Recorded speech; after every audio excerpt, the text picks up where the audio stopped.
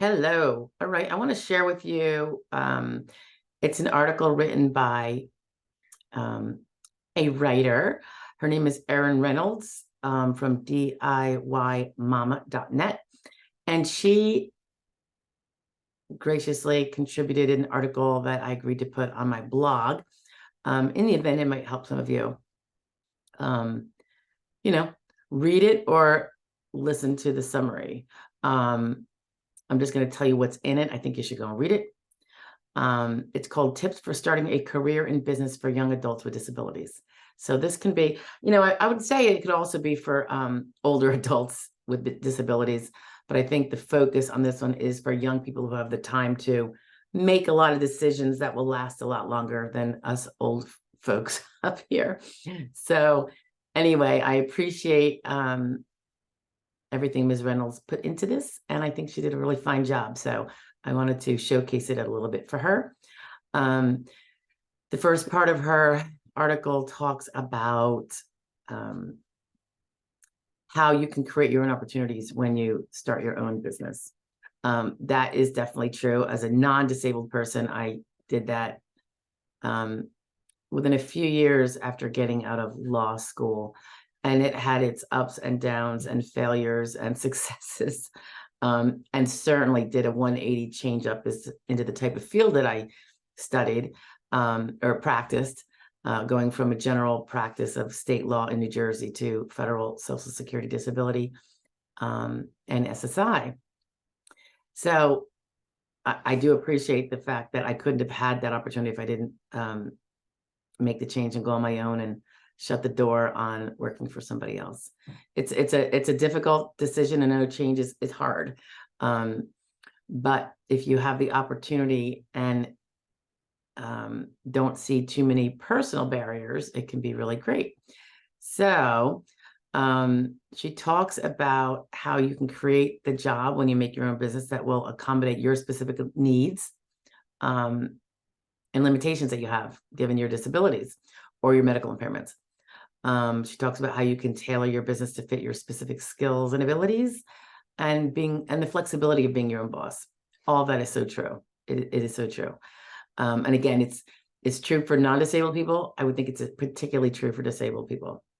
It's such an opportunity, I think, to have the kind of work life you want.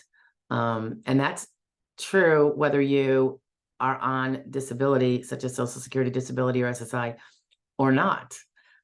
It would apply to both, because I think there are, if done carefully, you can have both. Okay. She mentions that one of the benefits is that you might be able to get a government grant. Now that sounds super. I think grants you don't have to pay back, and they could help you explore, a new business, or, once you've kind of got it really carved out and well explained to them, the funding to get you going. And she gives links. So when she talks about that, she has a link to something about where you get help for small businesses to get started. She talks about funding and scholarships or other financial assistance through organizations that support entrepreneurs who have disabilities. So I think that is great. She says something about finding a functional living space. And I think she's referring to the rental property to support your entrepreneurial ambitions, as she calls it. It is a challenge, but she said there are many options available. So you're going to want to look into that, including she has a link here to something regarding affordable housing options. So that could be good. And think about it, a lot of people do start their businesses out of their home. I know I did, because when you can't afford to rent office space or storefront space or, and then of course, in this day and age of technology, a lot of product, if you will, be it intellectual or physical, is intellectual and digital, and you don't necessarily need to have a storefront because it's all up here and what you create and put out there. Kind of like writers, right? So she's talking about different, finding the right rental property. Earn additional income is another section. And this is, she does give Joy Disability a plug. Thank you, Erin.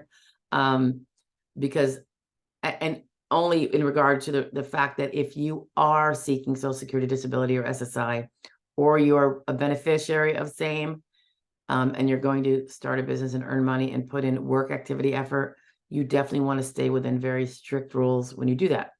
The SSA doesn't discourage you from doing it, but they do give you guidelines that you don't want to exceed, or else you will lose your benefits potentially. So that's why she says to, consult with somebody, who can advise you on that in terms of how to stay within those boundaries. Controlling your own career, she points out, because you will have total control over your own career path if you start your own business. Personalized products and services. She says one of the greatest benefits of starting a business is that you have the ability to personalize your products and services to meet the specific needs of your customers. She gives it, for instance, that as a young adult with a disability, you may have unique insights into the needs of other people with disabilities. And she also then goes on to say that you can create opportunities for others, job opportunities, hiring, for instance, other disabled people, or people who are beneficiaries, disabled, and need very part-time work, so they don't go over the limits. That is something that we have endeavored to do here, is hire, it's all part-time contracting work, but for someone who really only wants to make $1,000 a month, and that's what they want to make, and they're not looking to, become high income earner, they just want this activity and to earn some money, it can be great.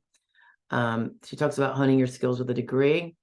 A business related degree may be a first step towards a career in the business world. She has a link there, so you might want to check that out.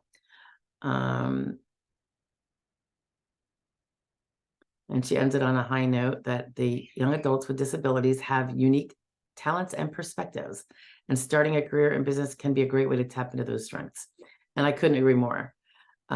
We might have an impairment or disability that prevents something over here, but that doesn't mean we are totally 200% above other people over here, so I say go for it, and just do your due diligence. Make sure that you are not putting any of your benefits at risk, unless and until the time comes when you are earning so much you don't need those benefits, and therefore you probably wouldn't be eligible for them, and it's all good because now you have a thriving business. Anyway, it was a very uplifting little article, so I'm happy to share it, and I thank Erin Reynolds for inquiring about sharing it through Joy Disability. All right, bye now.